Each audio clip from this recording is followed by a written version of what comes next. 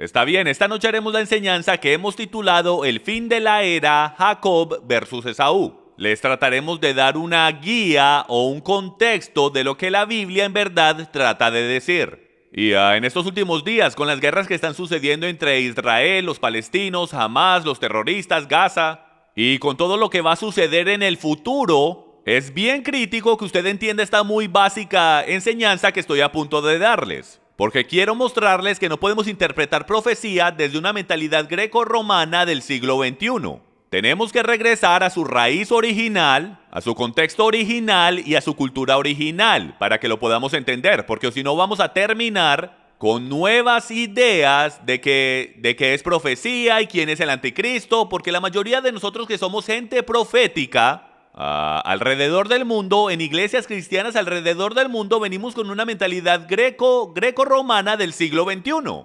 Y en orden para poder tanto es 95% de todos los ministerios proféticos en el planeta vienen de los Estados Unidos de América y 95% de ellos ni siquiera conocen las fiestas del Señor que tienen que ver con la primera y segunda venida del Mesías. Entonces, ¿cómo podemos confiar en maestros proféticos del día de hoy o en ministerios proféticos si ni siquiera toman en consideración las fiestas de Yahweh que tienen que ver con la primera y segunda venida del Mesías? Entonces, en esta noche no voy a ir a través de las fiestas del Señor, ya lo hice, en una serie llamada El Calendario Profético de Dios y lo puede encontrar completamente gratis en el canal de YouTube. Se las recomiendo. Más esta noche vamos a hablar sobre Jacob y Esaú y el cómo se relaciona con todo lo que está sucediendo en Israel el día de hoy. Comencemos.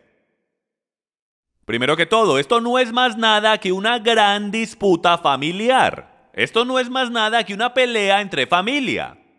Es una pelea entre Jacob y Esaú. Y como pueden ver, a la mano izquierda está la bandera de Israel y a la derecha la bandera islámica. Y vamos a hablar del por qué esas banderas son tan críticas, pues ambas de ellas contienen estrellas. Pero solo una es legítima. Continuemos. Y esto es lo que tenemos. Tenemos a dos boxeadores yendo round tras round tras round en una pelea. Esto es lo que Jacob y Esaú están haciendo. Están peleando día tras día. ¿Pero por qué están peleando? ¿Alguien se ha preguntado por qué? ¿Por qué están peleando? ¿Qué es lo que ha ocurrido entre estos dos hermanos que no han dejado de pelear? En verdad que tenemos que preguntar sobre qué se trata la pelea. ¿Por qué es que el pueblo palestino, la gran mayoría, detestan al pueblo judío? ¿Por qué es que hay tanto odio hacia esta nación pequeñita del tamaño de Nueva Jersey que sigue dando su tierra por paz? Que se sigue sometiendo al sistema del mundo y sus delegaciones y dignatarios, a la UN y a los Estados Unidos, y siempre terminan con la peor parte y los cohetes se siguen acercando. Tenemos que averiguar de qué se trata la pelea porque la pelea está relacionada con el fin de la era. Pues concluye con la batalla de Armagedón. Todo se trata de Jacob y Esaú. Génesis capítulo 25 versículo 20 dice lo siguiente. Tenía Isaac 40 años cuando tomó por mujer a Rebeca, hija de Betuel, arameo de Padam Aram, hermana de Labán arameo. Y oró Isaac a Yahweh en favor de su mujer porque ella era estéril. Y lo escuchó Yahweh y Rebeca su mujer concibió. Y los hijos luchaban dentro de ella. Y ella dijo, si esto es así, ¿para qué vivo yo? Y fue a consultar a Yahweh. Y Yahweh le dijo, dos naciones hay en tu seno, y dos pueblos se dividirán desde tus entrañas. Un pueblo será más fuerte que el otro, y el mayor servirá al menor. Ahora todos sabemos a quién se está haciendo referencia ahí. Se está haciendo referencia a Jacob y Esaú, los cuales están dentro del vientre de su madre, y están luchando. Y como todos saben, el primero que sale es Esaú, y el segundo que sale es Jacob. Entonces, técnicamente, Esaú es el primogénito y Jacob por eso es que dice que el mayor servirá al menor. Eso es Jacob y Esaú, pero antes de que continuemos, regresemos y hablemos de Isaac e Ismael. Ahora regresaremos al tiempo de Abraham. Génesis capítulo 16, versículo 11 dice lo siguiente. El ángel de Yahweh le dijo además, he aquí, has concebido y darás a luz un hijo, y le llamarás Ismael, porque Yahweh ha oído tu aflicción. Y él será hombre como asno salvaje, su mano será contra todos y la mano de todos contra él. Él habitará en hostilidad contra todos sus hermanos. Entonces aquí podemos ver algunas características, un poco de personalidad. Una descripción entre Jacob e Ismael y el cómo la relación se va a desarrollar. Lo hace bastante claro de que Ismael será un asno salvaje. En el hebreo original es un asno salvaje, no es una frase. Esto es derogatorio, pero también es un animal verdadero que existe en el Medio Oriente. Entonces él nos está dando una descripción de Ismael basado en la descripción de este asno salvaje, de este burro salvaje. Y les vamos a mostrar la descripción ahora mismo. Entonces aquí vamos. Esta es la descripción de un asno salvaje en el Nuevo Testamento. Discúlpenme, en el Antiguo Testamento, en el tiempo del Tanakh, en el tiempo de Jacob. Es más activo durante la noche. Entonces el asno salvaje en la tierra de Israel es más activo durante la noche. El marcador de su territorio es montones de estiércol, o más bien conocido como montones de su excremento. Ellos toleran intrusos en su territorio, pero los consideran como subordinados. A diferencia de otros animales con pezuñas, ellos no huyen del peligro. Ellos investigan primero y luego deciden qué hacer. Ahora, si ustedes saben para dónde voy con esto, ustedes podrán ver que el Ismael de hoy todavía está peleando con Jacob y estos son los atributos que el Ismael de hoy todavía tiene. Son más activos en la noche, vean las noticias. El marcador de su territorio en montones de estiércol, toleran a los intrusos pero los consideran como subordinados. Porque ellos consideran que ellos son los que tienen la primogenitura. Entonces todos somos sus subordinados. Judíos y cristianos igual, todos estamos en la misma posición, todos somos infieles. Y a diferencia de otros animales con pezuña, a ellos no les da miedo, no les da miedo de nada. Ellos investigan primero y luego deciden qué hacer. Esto hará más sentido mientras continuamos. Génesis 17:20 dice lo siguiente: en cuanto a Ismael, te he oído.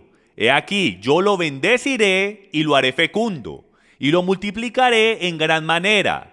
Engendrará a 12 príncipes y haré de él una gran nación. Ahora, lo que es bien, pero bien interesante, es que si tuviésemos tiempo de ir a través de las bendiciones de Isaac y Jacob, dice que Jacob le dio una bendición a su nieto Efraín. ¿Recuerdan? El cruce de las manos a Manases y a Efraín. ¿Y qué es lo que dice? Dice que Efraín va a ser grande y que va a ser la llenura ¿de qué? De las naciones. Es plural. Dice básicamente que Israel va a llegar a ser grandes naciones. Que Israel se convertirá en una llenura de las naciones, pero que Ismael solo va a ser una gran nación. Y eso es increíblemente profético y bien significante en estos últimos días. Y aquí está el porqué. Es porque ahora mismo existen múltiples y múltiples naciones. En ambos, la categoría de Jacob y la categoría de Ismael, con todos los estados árabes. Pero ¿cuál es el deseo de las organizaciones terroristas? ¿Cuál es el deseo de Ismael? El tener un estado llamado el Estado Islámico. Y ahí es cuando esta profecía va a venir a vida y está sucediendo en las noticias ahora mismo. Ambos Isaac e Ismael fueron profetizados a ser grandes naciones. ¿Y quién es Ismael el día de hoy? Ismael es el padre del pueblo árabe en la península arábiga. Hoy en día podemos seguir y rastrear su genealogía. Ellos son el pueblo árabe. Entonces en esta imagen podemos ver el Medio Oriente, podemos ver el norte de África, podemos ver Arabia Saudita y nos vamos a acercar hacia la península arábiga. Para esos de ustedes que no están familiarizados con este territorio. ¿Ok? Entonces el pueblo árabe, toda esta área aquí, el pueblo árabe es el pueblo de Ismael. Déjenme les doy algunas estadísticas para que puedan ver lo grande que esta profecía es. Hay más de 360 millones de árabes. Ni siquiera hay esa cantidad de gente en los Estados Unidos. Esto es 25% de los 1.57 billones de musulmanes alrededor del mundo, desde el 2009, hay muchos más hoy. Entonces, de todos los musulmanes que hay en el mundo, 25% de ellos son árabes, pero todos los árabes no son musulmanes. Algunos de ellos son cristianos o esto y aquello, más el 25% son árabes. El Islam es la religión dominante de los árabes y es la segunda religión más grande en el mundo después de la cristiandad. Hay 2.2 billones de personas que claman ser cristianos alrededor del mundo. El día de hoy hay más de 1.7 billones de islámicos. Es la segunda religión más grande. En el año 2000 habían aproximadamente 1 millón viviendo en los Estados Unidos. Hoy en día hay más de 7 millones según algunas estimaciones. Y algunos dicen que llega hasta 10 millones. Estos son todos los estados árabes. Entonces tenemos la península árabe y toda la inmigración que ocurrió hacia el norte de África. Como pueden ver, estos son todos los estados árabes el día de hoy. Ahora, noten todos los símbolos islámicos que cargan en sus banderas. En la próxima enseñanza yo entraré en detalle profundo que nos dirá de dónde viene esa luna creciente, esa estrella, qué es lo que significa y el qué es lo que significa para nosotros hoy, en profecía. Ustedes lo verán. Y déjenme les doy un resumen rápido sobre la religión de Islam. Esto no va a ser un mensaje popular políticamente, pero lo que les puedo decir es que nosotros como americanos creemos que todas las religiones son iguales, que solo tienen unas cuantas diferentes ideologías, pero que en realidad últimamente todas tienen la verdad incorporada, y que todas son buenas y que se quieren llevar bien. No, Islam es diferente. Esa religión está construida desde una posición de superioridad porque ellos consideran de que no fue Jacob el que recibió la bendición, sino que fue Esaú. De que no fue Isaac el que recibió la primogenitura, sino que fue Ismael. Y desde esa perspectiva, para ellos todo el mundo debe de morir. Esa es la creencia. Que ellos son los únicos que deberían de estar vivos. Para que su profeta y el Mahdi y su Mesías pueda venir. Él no puede regresar, según su teología, hasta que todos nosotros estemos muertos. Nuestra teología no dice eso. Por lo tanto, las religiones no son iguales. Entonces, no es tan solo otra religión, es una religión que está en contra de la humanidad. Es una religión que trae muerte. Por esto es que hacen lo que hacen. Y es porque está en su sangre. ¿Por qué tratan de matar a judíos y tratan de matar a cristianos? ¿Y por qué están decapitando gente a toda hora? Es la única organización terrorista en el mundo que está decapitando gente. Y hay una profecía para los últimos días que dice que muchos creyentes serán decapitados en su nombre. ¿Saben que las únicas personas que hacen eso son del yihad islámico?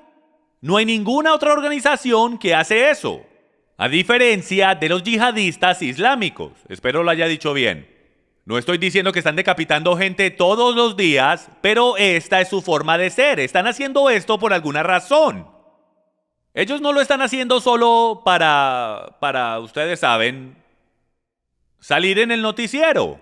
Esto está incrustado en su ADN para demostrar esta es nuestra teología. Esto es lo que creemos. Esta es la organización que lo quiere correr todo. Lo que les voy a mostrar ahora mismo es un video de 7 minutos que te dará una mejor idea y te dará mejor contexto a lo que trato de decirles y a lo mejor te haga entrar en shock. Este es un video de 7 minutos que te dará demográfica islámica para demostrarte en dónde estamos hoy con la expansión de Islam en este mundo. El día de hoy en Europa Lo puedes ver casi todas las noches en los noticieros, de que Islam y los musulmanes están apoderándose de partes de Europa, en protestas, todos los días ahora en Europa, protestas con miles y miles de musulmanes. Y hay una razón para eso. Hace 20 años no se veía eso en Europa en lo absoluto. Europa era caucásico sin duda alguna. Hoy en día no lo es para nada. La demográfica ha cambiado y es por este video.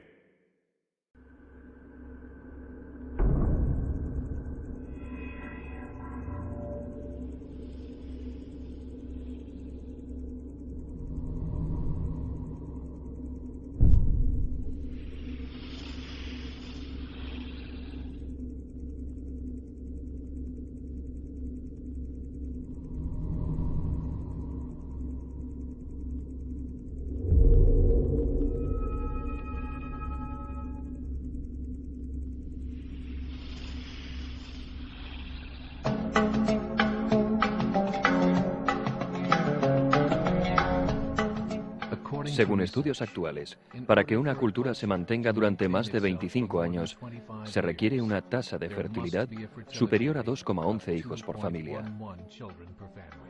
Con cualquier tasa menor, esa cultura decaerá. Históricamente, ninguna cultura ha logrado revertir una tasa de 1,9.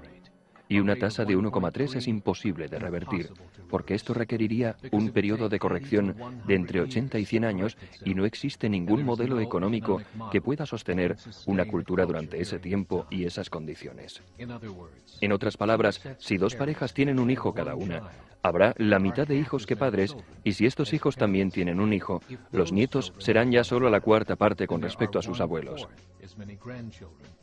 Si en 2006 nacen solo 1 millón de bebés, es complicado que haya 2 millones de adultos en 2026. Y de la misma manera que la población disminuye, también lo hace su cultura. En 2007 la tasa de fertilidad en Francia fue de 1,8, en Inglaterra 1,6, Grecia 1,3, Alemania 1,3, Italia 1,2 y España 1,1. La media de la tasa de fertilidad de los 31 países de la Unión Europea es de 1,38 hijos por pareja. Las investigaciones nos dicen que históricamente estas cifras son imposibles de invertir. En cuestión de años, la Europa que conocemos dejará de existir. Pero la población europea no está disminuyendo. La causa, la inmigración. La inmigración islámica. Desde 1990, el 90% del crecimiento demográfico en Europa ha sido por la inmigración islámica. En Francia, 1,8 hijos por familia. Musulmanes, 8,1 hijos por familia. En el sur de Francia, uno de los lugares del mundo que tradicionalmente tenía más iglesias, ahora ya hay más mezquitas que iglesias. El 30% de los jóvenes menores de 20 años son islámicos. En las ciudades más pobladas como Niza, Marsella o París, esta cifra ha crecido hasta el 45%. En 2027, 1 de cada 5 franceses será musulmán. Y en solo 39 años, Francia será una república islámica. En los últimos 30 años, la población musulmana de Gran Bretaña ha crecido desde los 82.000 a los 2,5 millones. Un crecimiento de 30 veces el número original. Hay más de 1.000 mezquitas, muchas de ellas antiguas iglesias. En Holanda, el 50% de los recién nacidos son musulmanes. En solo 15 años, la mitad de la población holandesa será musulmana. En Rusia hay más de 23 millones de musulmanes, lo que significa 1 de cada 5 rusos. El 40% del ejército ruso será islámico en solo unos pocos años. Actualmente en Bélgica el 25% de la población es musulmana y también el 50% de los recién nacidos. El gobierno belga ha indicado que para el año 2025, 1/3 de los recién nacidos serán de familias musulmanas, tan solo dentro de 17 años. El gobierno de Alemania, el primero en hablar de esto públicamente, ha declarado recientemente que no puede detener la caída en la población alemana, ya que la tendencia negativa es irreversible. Habrá un Estado Islámico para el año 2050.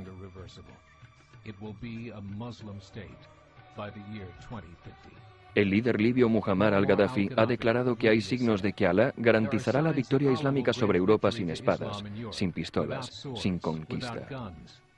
No necesitamos terroristas, no necesitamos suicidas. Los más de 50 millones de musulmanes en Europa lo convertirán en un continente musulmán en pocas décadas. Actualmente hay 52 millones de musulmanes en Europa. El gobierno alemán ha dicho que se estima que esa cifra se duplicará en los próximos 20 años, lo que significaría 104 millones.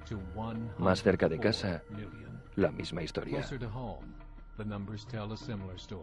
En Canadá, la tasa de fertilidad es de 1,6, 5 puntos por debajo de la tasa requerida para que una cultura perviva. Y el Islam es la religión que más crece allí. Entre 2001 y 2006, la población canadiense aumentó en 1,6 millones de personas, de los que 1,2 millones eran inmigrantes. En Estados Unidos, la tasa de fertilidad es de 1,6 millones. Contando la inmigración de países hispanos, la tasa sube hasta 2,11, justo el mínimo requerido para mantener una cultura. En 1970, había 100.000 musulmanes en Estados Unidos. Hoy hay más de 9 millones. El mundo está cambiando. Es hora de despertar. Hace 3 años hubo una cumbre de 24 organizaciones islámicas en Chicago. Las transcripciones del encuentro muestran en detalle los planes para evangelizar América mediante el periodismo, la política, educación y otros. Dijeron: tenemos que prepararnos porque dentro de 30 años seremos más de 50 millones de musulmanes viviendo en América. El mundo en el que vivimos no es el mundo en el que vivirán nuestros hijos y nuestros nietos. La Iglesia Católica ha reconocido que la religión islámica la ha superado en número de creyentes. Hay estudios que demuestran que dentro de 5 o 7 años el Islam será la religión dominante en el mundo. Como creyentes, te animamos a extender el mensaje del Evangelio por el mundo. Esta es una llamada a la acción.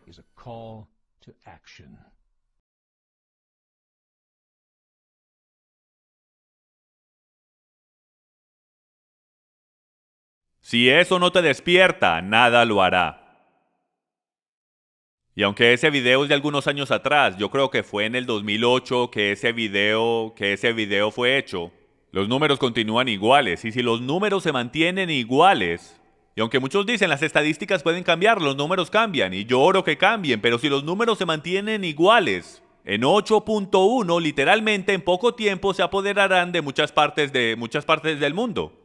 Hoy en día estamos viendo más y más mezquitas, más y más de su religión alrededor del mundo, y con eso su ideología y con eso su política. Es solo cosa de tiempo.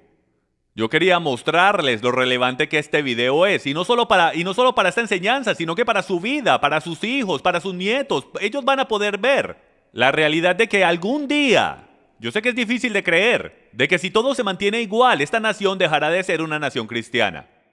Empezaremos a ser la minoría. ¿Y cuántos saben que ahora mismo estamos comenzando a ser la minoría? ¿Cuántos saben que en algunas áreas ni te darán trabajo si tú no eres de esa minoría? Hablemos ahora de la hermandad musulmana.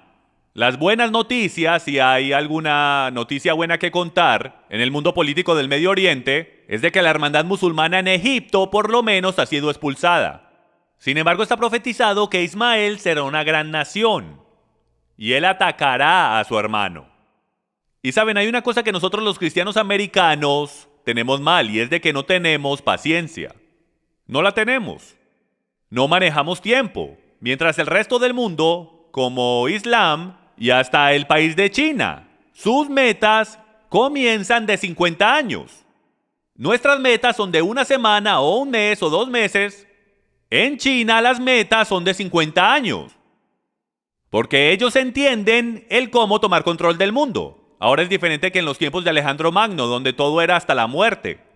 Ahora puedes ser dueño del mundo apoderándote de las propiedades. Eso es lo que está pasando. No tenemos tiempo de entrar en eso, pero la mayoría de los bienes dentro de este país están adueñados por otros países. ¿Sabía usted que si alguien es dueño de la mayoría de los bienes dentro de tu casa, en algún punto ellos tienen el derecho de venir y quitártelos? Y eso es lo que está a punto de pasar en los Estados Unidos de América. Y en profecía está preparando el dominó para que empiece a caer en orden. Continuemos. Hablemos de Isaac por un momento. Sabemos que Isaac se convirtió en los hijos de la promesa, Israel, que está compuesto de ambos, la casa de Judá, el pueblo judío, y la casa de Israel. Principalmente los cristianos que están siendo injertados en el olivo.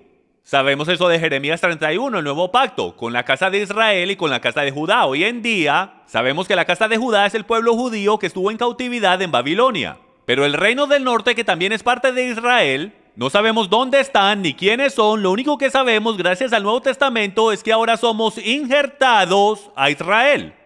Por esto es que cuando tenemos oración por Israel, cuando el Israel moderno, cuando el pueblo judío, cuando oramos por ellos, ¿por qué es que están tan conectados con el pueblo cristiano? Porque la mayoría no saben de que estamos conectados a la misma raíz. Estamos injertados en el mismo olivo. Somos hermanos. Entonces, desde esa perspectiva hay una conexión. ¿Hace sentido? Ok.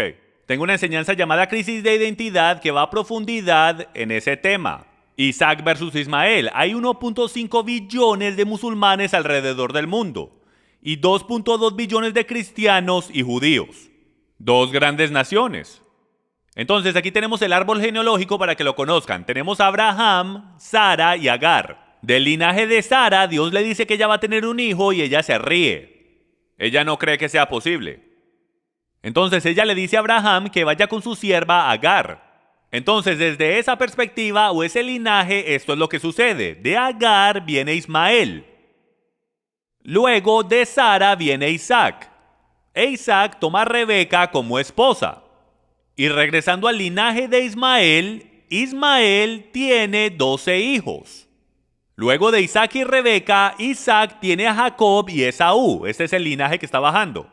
Cuando unes todo eso, el linaje de Abraham, yendo a través de Sara, Isaac y Jacob, ese linaje trae vida. En cambio, el linaje de Agar, Ismael y sus 12 hijos, ese linaje, como podemos ver, trae muerte. Esto es simplemente un tema de vida y muerte, muerte y vida. Estamos viendo esto manifestarse en el mundo físico, con Israel y Hamás y los grupos terroristas allá, pero también se está manifestando en el mundo espiritual, cuando vemos a Dios llamando de nuevo a su pueblo para que regresen al pacto, para llenarlos de vida, a ellos, sus congregaciones, sus hijos, esto y aquello, es el mismo patrón. Entonces, ¿quién es Esaú hoy? Porque es diferente a Ismael. Números 20:14 dice lo siguiente: Moisés envió mensajeros desde Cades al rey de Edom, diciendo: así ha dicho tu hermano Israel, tú sabes todas las dificultades que nos han sobrevenido, permítenos por favor pasar por tu tierra. Espero que todos conozcan esta historia, donde Israel quería pasar por la tierra de Edom, pero Esaú, el cual es los edomitas, dijo: no va a suceder, no va a pasar. ¿Ok? Y para los que no conocen la historia, les recomiendo que vayan y la lean. Lo que yo les quería mostrar es el hecho de que la Biblia dice de que Esaú, los hijos de Esaú, son los edomitas. Entonces lo que tenemos que descubrir es quién son los edomitas el día de hoy, quién es ese pueblo. Jeremías 49:7, acerca de Edom, así dice Yahweh de los ejércitos: ¿no hay ya sabiduría en Temán? ¿Se ha perdido el consejo de los prudentes? Huid, volved, morar en las profundidades, habitantes de Dedán, porque la ruina de Esaú traeré sobre él al momento de castigarlo. Tenemos otra escritura mostrándonos de que Esaú es Edom. Jeremías 49:15 dice: pequeño te he hecho entre las naciones, menospreciado entre los hombres. Entonces hay una gran diferencia entre Esaú e Ismael, porque Ismael está profetizado a ser ¿qué? Una grande nación. Esaú está profetizado a ser pequeño entre las naciones, despreciado entre los hombres. Al estruendo de su caída tiembla la tierra, hay un clamor, hasta el mar rojo se oye su voz. Entonces Esaú es igual a Edom, Génesis 25:30, y Esaú dijo a Jacob: te ruego que me des de comer un poco de ese guisado rojo, pues estoy agotado. Por eso lo llamaron Edom. Una y otra vez en las escrituras, Esaú es igual a Edom y Edom a Esaú. Aquí está en el mapa. Podemos ver que Edom, solo para que tengamos una idea aquí, este es el Golfo de Acaba o el Mar Rojo, y Jerusalén está en esta área, ¿ok? Por aquí está Kadesh Barnea, y Edom representa esa área de ahí, ¿ok? Aquí tenemos otra imagen de esa misma área. Y Esaú el día de hoy está localizado en esta área, en el reino de Edom. Si nos acercamos un poco, esto es lo que podemos ver. En el amarillo ahí es Israel el día de hoy, junto con la parte gris ahí, que es Cisjordania, que es donde está localizado Jerusalén. Y Edom está localizado en las dos secciones rojas que pueden ver ahí, específicamente en lo que hoy llamamos la Franja de Gaza. Esa fue una de las partes en las cuales ellos decidieron establecerse. Bueno, y lo que sucedió es que en 1948 los edomitas, recuerden ustedes que Jerusalén fue entregado al pueblo judío como un estado israelita. Pero lo que sucedió es que todos los edomitas subieron del sur y se apoderaron de el área de Jerusalén. Por esto es que eran una nación sin una capital, lo cual fue la razón de la guerra del 67. La guerra de los 6 días fue para retomar el control de Jerusalén hacia el pueblo judío. Entonces lo que pasó fue que los edomitas o Esaú subieron, se apoderaron de Jerusalén, pero después de la guerra, cuando Israel los venció, lo que quedó fue un montón de desplazados edomitas. Se quedaron sin país, quedaron sin hogar, y este es el pueblo palestino. De aquí viene el pueblo palestino. El pueblo palestino es el pueblo de Esaú, es el pueblo de Edom, que subieron hacia Jerusalén, y cuando la guerra del 67 ocurrió, cuando el pueblo judío se apoderó de su capital, toda esta gente quedó ahí y hoy literalmente son una nación sin capital. Por esto es que ellos están tratando una solución de 2 estados. Por esto es que el pueblo palestino quiere su propio estado. ¿Está haciendo sentido esto? ¿Ok? Ahora, yo no sé ustedes, pero la única forma para tener tu propio estado o propio país en los viejos tiempos era ganando la guerra. Pero ellos pierden la guerra y todavía quieren su propio estado. En ningún estrecho de la imaginación esto hace algún sentido. Ninguno. Solo porque son un pueblo desplazado, refugiados, si puedo, dentro de Israel, los gobiernos del mundo consideran que el pueblo judío le tiene que dar a la gente que ellos vencieron su propio estado, su propia parte de Israel. Divide la tierra de Israel y dáselo a la gente por la cual tú sangraste y les ganaste en victoria.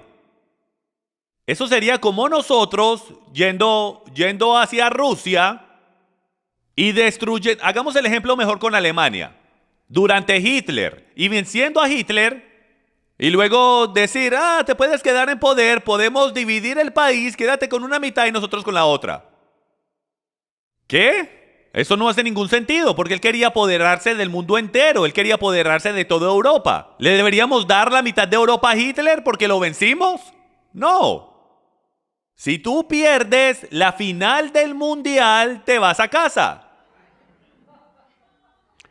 Desafortunadamente los edomitas no tienen casa. Entonces lo que ocurre es que al pasar el tiempo, ellos terminaron estableciéndose en la Franja de Gaza, como veremos en la pantalla. Terminaron estableciéndose en la Franja de Gaza y también empezaron a ocupar partes de Jerusalén. Entonces, como pueden ver, esta sección aquí que parece un granito de arroz, esto fue lo que Israel les dio. ¿Ok? ¿Recuerdan eso? Fue llamado tierra por paz. ¿Cuántos recuerdan eso? Ellos tomaron la tierra sin quejarse, pero la paz nunca la trajeron. Entonces los palestinos tomaron la tierra de la Franja de Gaza, pero lo único que eso hizo fue traer más cerca sus cohetes hacia Jerusalén, hacia Israel. Y ahora lo que quieren es que les den Cisjordania. ¿Están bromeando? Miren lo cerca que eso está. Cisjordania está ahí en Jerusalén. Habrían cohetes en Jerusalén todos los días. Pero ellos dicen que si se los dan se portan bien. Pero la verdad es que no. Lo que ellos dijeron antes es que quieren empujar a Israel hacia el océano. Y entre más oportunidades ustedes nos den para hacer eso, lo vamos a hacer. Continuemos. Prueba final. Palestina viene de la palabra raíz en árabe. Escuchen esto. Palestina viene de la palabra raíz en árabe que se pronuncia filisteo. Es de donde sacamos la palabra filisteo. Los filisteos originales, hermanos, esto es David contra Goliat. Esto es profecía. Es David contra Goliat. No es los Estados Unidos, no existen los Estados Unidos en la Biblia. En días bíblicos, en lenguaje bíblico, esto es David contra Goliat. Versículo 10 de Abdías. Por la violencia contra tu hermano Jacob, violencia en hebreo es jamás. Esto es lo que la palabra hebrea jamás significa, violencia. Y el grupo que es la entidad gubernamental de la Franja de Gaza es Hamás. Estas son personas violentas. Escuchen, esto no es solo gente en política y hay un grupo de terroristas trabajando a escondidas del gobierno de Gaza. No, el gobierno de Gaza es la organización terrorista de Hamás.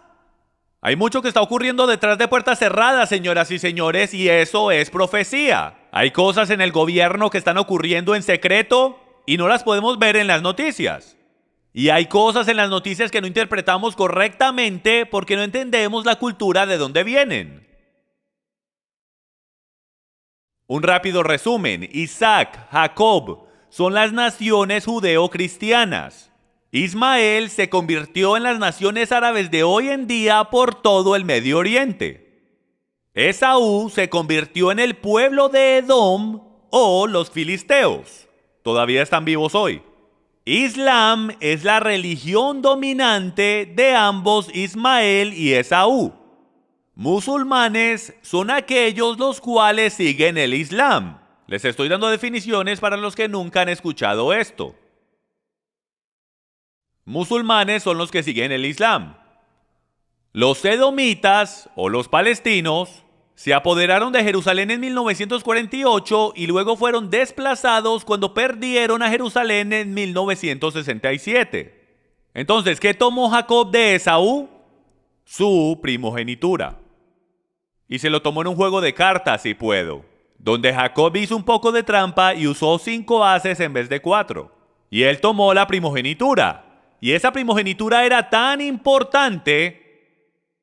Dentro de muy poco vamos a tener una conferencia aquí. Y se va a tratar de la bendición de la familia. Y a lo mejor usted diga, en este país no hacemos eso. La bendición del primogénito es tan importante que naciones enteras, miles de años después, están literalmente existiendo o no existiendo por la bendición del Padre. ¿Entienden eso? La bendición del Padre era tan deseada que Jacob decidió hacerle trampa a Esaú y engañar a su padre para recibirla. El día de hoy diríamos, bueno, alguien haría trampa por quedarse con una herencia de su padre, pero por una herencia física. ¿Pero por una bendición? ¿En serio?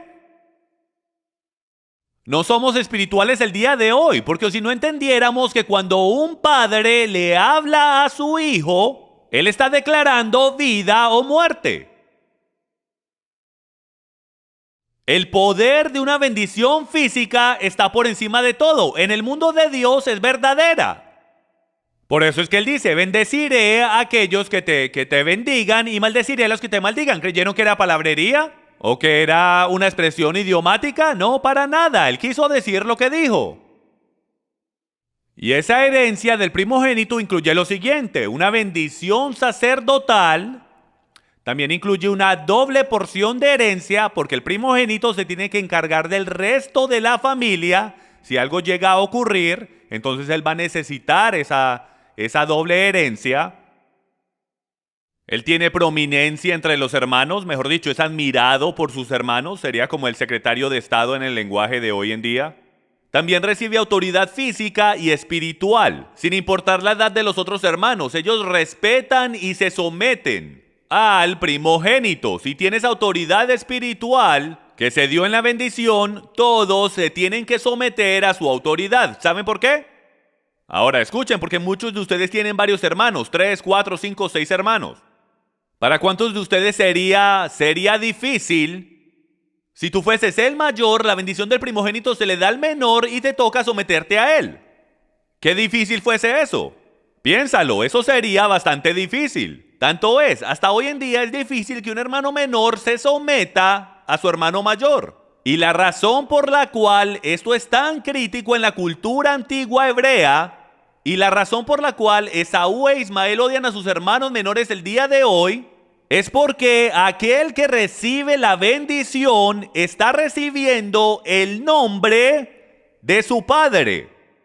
Porque en días antiguos el nombre es autoridad, el nombre trae propósito, el nombre trae misión. ¿De dónde creen que nosotros sacamos la idea de pasar el nombre del padre hacia el hijo? Mi apellido es Staley, yo soy el tercero. Si yo tuviese un hijo, sería un Staley. ¿De dónde fue que nosotros sacamos esa idea? Viene directo de la Biblia y de la cultura hebrea, donde el nombre del padre se transfiere, con la diferencia de que el nombre carga autoridad. Ejemplo perfecto, estaba cazando, y ya he contado esta historia antes, en un terreno de 80 acres que tiene mi bisabuela. Yo pasaba los veranos allá y fui con un amigo hace unos años atrás a cazar, y de un momento a otro estábamos cazando y alguien llegó y me empezó a gritar a mí, diciéndome: esto es propiedad privada, privada, privada. Hasta que se acercó y me miró de cerca, se quitó los lentes y dijo: ¿tú eres un Staley? Y dijo: oh, Dios mío, te ves igual a tu padre cuando tenía tu edad. Terminó siendo que era un familiar mío. Y amigos, de inmediato cambió el ambiente. Inmediatamente que él se dio cuenta, el quien yo era, todo cambió. ¿Reconoce usted que el nombre que usted lleva trae autoridad? Lo que tenemos que tener es el nombre de Dios sobre nuestro nombre, que es lo que te da autoridad en el mundo terrenal, porque no hay autoridad sobre el nombre de Dios. Y cualquiera que se ponga a sí mismo en autoridad, sin Yahweh darle esa autoridad, será humillado. Y hoy esa autoridad espiritual es simbolizada por el monte del templo.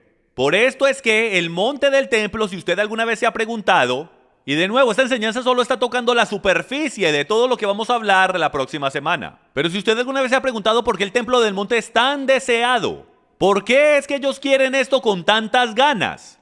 Y es porque esto en actualidad es la semilla, esto es en la actualidad el punto de la herencia entre Jacob y Esaú, Isaac e Ismael. Este es el lugar en que Abraham fue a sacrificar a Isaac, pero el Corán dice que él en la actualidad fue a sacrificar a Ismael. Por esto es que esto es tan crítico, por esto es que están peleando por esto, porque esta es la herencia del primogénito. Esto no es cualquier pedazo de tierra, este es el pedazo de tierra de su padre, Abraham.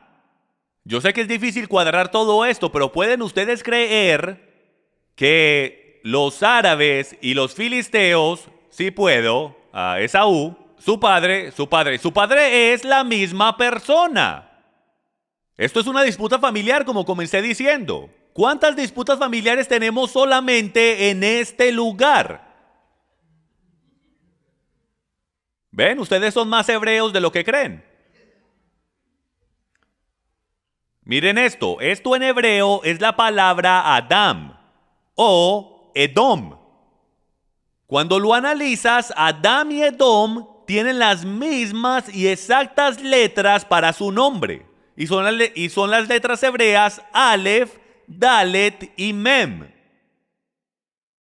con dos increíblemente diferentes definiciones o interpretaciones. Vamos a analizarlas de inmediato.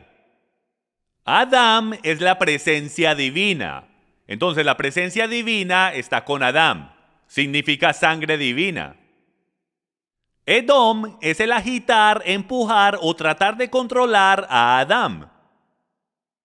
Entonces la diferencia entre Adam y Edom es que uno de ellos carga la presencia divina de Dios, mientras que el otro está empujando o agitando a el verdadero Adam.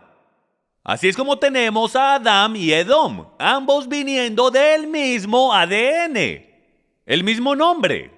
Los puntos vocales son un poco distintos, lo cual te da una muy diferente definición.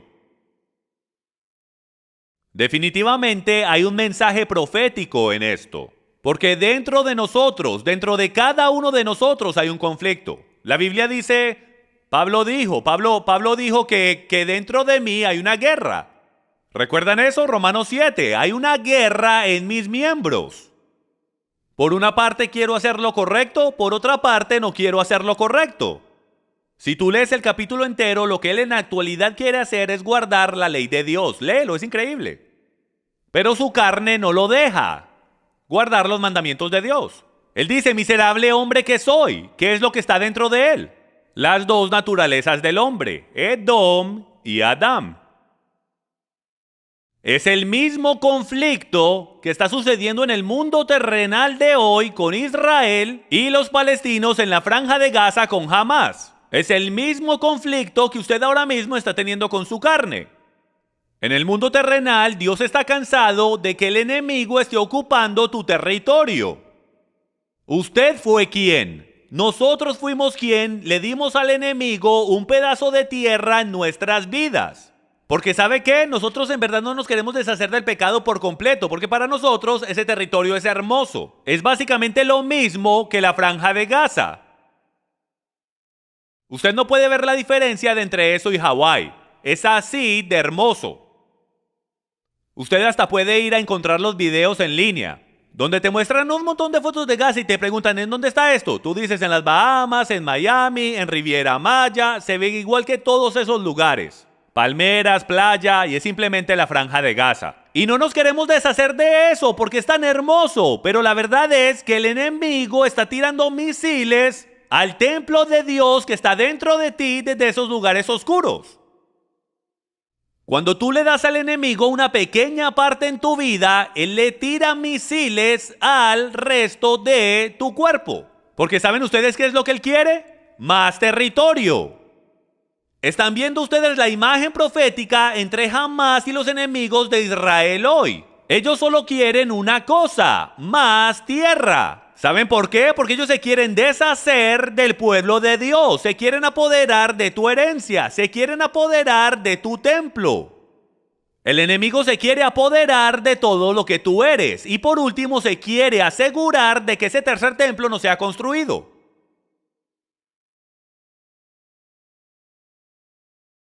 Espíritu y carne. Mateo 26:41. Velad y orad para que no entréis en tentación. El espíritu está dispuesto, pero la carne es débil. Lo que están viendo en las noticias, señoras y señores, y cerraré con esto, es de que usted está viendo la historia de su vida. Usted está viendo el canal de historia sobre usted quién es y lo que está a punto de venir. Porque dentro de todos nosotros hay un Jacob. Y dentro de todos nosotros hay un Esaú. Y todo depende si tú serás un asno salvaje y operarás en la noche, haciendo todas esas cosas y dándole al enemigo terreno en tu vida. O serás como un Jacob y pondrás una burbuja de hierro con el Ruach HaKodesh, el Espíritu Santo y la palabra de Dios. ¿Sabía usted que la palabra de Dios es la única cosa que te puede proteger? La tienes que conocer. Con todas las profecías y todos los ministerios que se enfocan en profecía, pocos les dirán lo que les voy a decir. La única manera de navegar a través de la verdad y la mentira es de conocer la Torah de adentro hacia afuera. Porque esta es la verdad. Te podrás memorizar el Nuevo Testamento por completo y te ayudará con el carácter de Dios que tienes que desarrollar, sin duda alguna. Pero cuando el anticristo entre en la escena y la esquemática religiosa cambie tan solo un poquito en esta generación o la otra, la única manera que vas a saber si ese profeta es de Dios es si lo que él dice se alinea con el principio del libro. Y la manera en que el enemigo va a engañar al pueblo de Dios es de esta manera, sin duda alguna. El enemigo, porque recuerden, él tiene un plan a largo plazo. Él cambia las naciones no de un día a otro, a largo plazo. Y él ha estado engañando al pueblo de Dios para tal tiempo como el del gran engaño, haciéndonos creer que el principio del libro no importa, y así no nos daremos cuenta de quién es el anticristo. Porque el anticristo, señoras y señores, será una persona muy elocuente. Él será muy bueno en afectar a quien tú eres emocionalmente. Y cuando el mundo entero se vuelva un desastre completo, él va a ser capaz de proveer soluciones. Él no va a ser tan obvio como estamos pensando.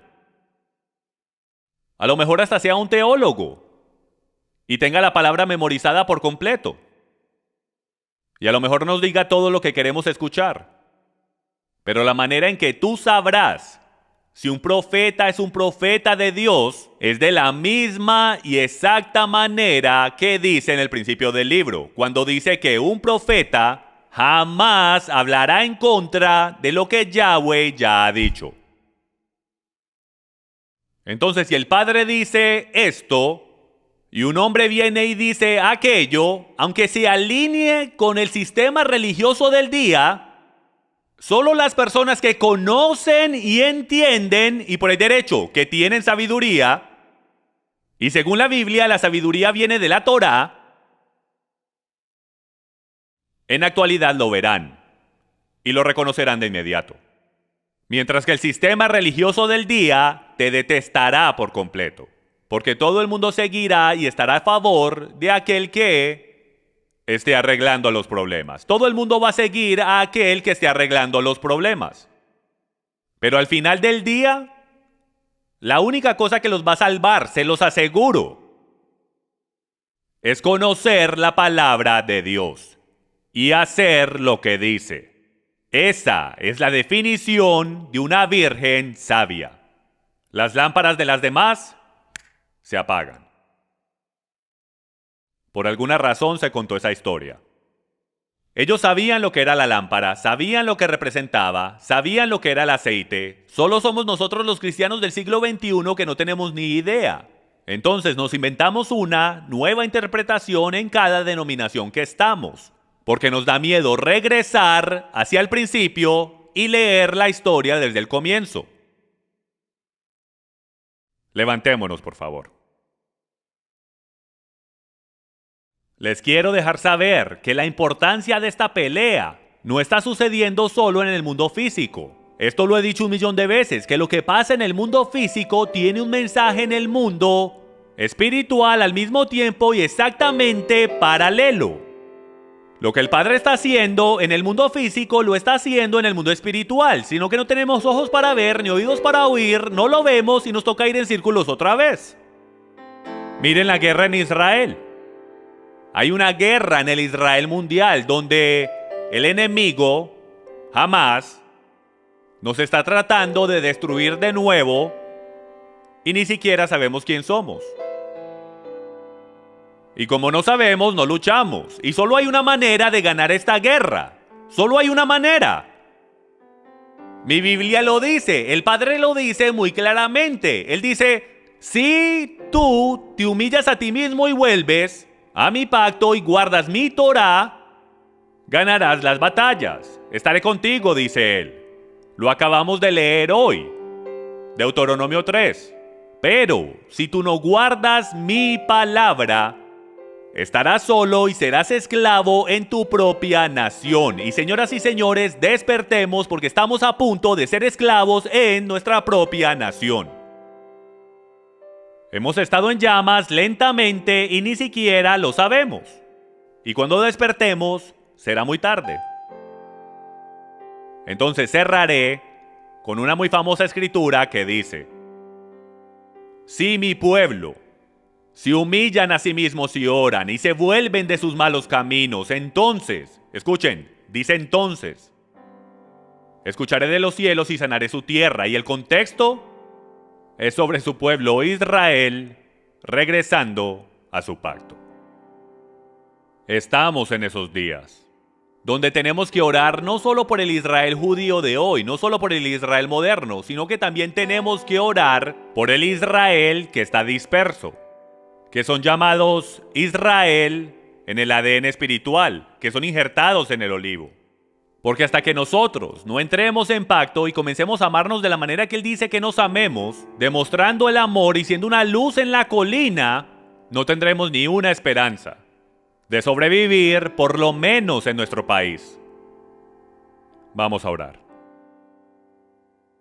Padre, te pido que nos perdones por ser tan ciegos por ya tantas décadas, tan ciegos por ya tantos siglos. Moisés y sus mandamientos están escritos en todas las cortes de los Estados Unidos. Sin embargo, los removemos de nuestro sistema. Este país fue fundado en los principios de tu palabra y en cómo el principio del libro importa. Sin embargo, desde el púlpito, en toda denominación, te negamos. Y ni siquiera lo sabemos. La misma cosa que Pablo dice en Romanos 3:31 que confirma. Es la misma cosa que nosotros hemos destruido. Padre, no sabemos cómo hacerlo, pero hoy quiero declarar que este grupo de personas, los cuales están al sonido de mi voz, están desesperados por entrar en pacto contigo. Danos la sabiduría, danos las herramientas, Padre, para poder seguirte. Danos hambre y sed por tu palabra diariamente. Sin ella no podemos. Padre, te pido que despiertes el espíritu de tu pueblo. No tienen que entender por completo o estar completamente de acuerdo, pero su espíritu tiene que estar encendido para poder ir a averiguar estas cosas. De que Esaú viene. Ismael ya está aquí. La batalla comenzó. Y estamos desnudos y sin armamento. Y la única arma que yo conozco en tu palabra es la espada de tu espíritu y el escudo de solamente tu verdad. Yahweh, yo pido que le entregues la verdad de tu palabra a tu pueblo, que tu pueblo jamás se vuelva a someter a las tradiciones y doctrinas de hombres, que tu pueblo jamás se vuelva a someter a ninguna de sus mentiras. Que nuestra próxima generación, la generación Y, jamás vuelva a caer. Que simplemente obedezcan y les des poder como a la generación de Josué.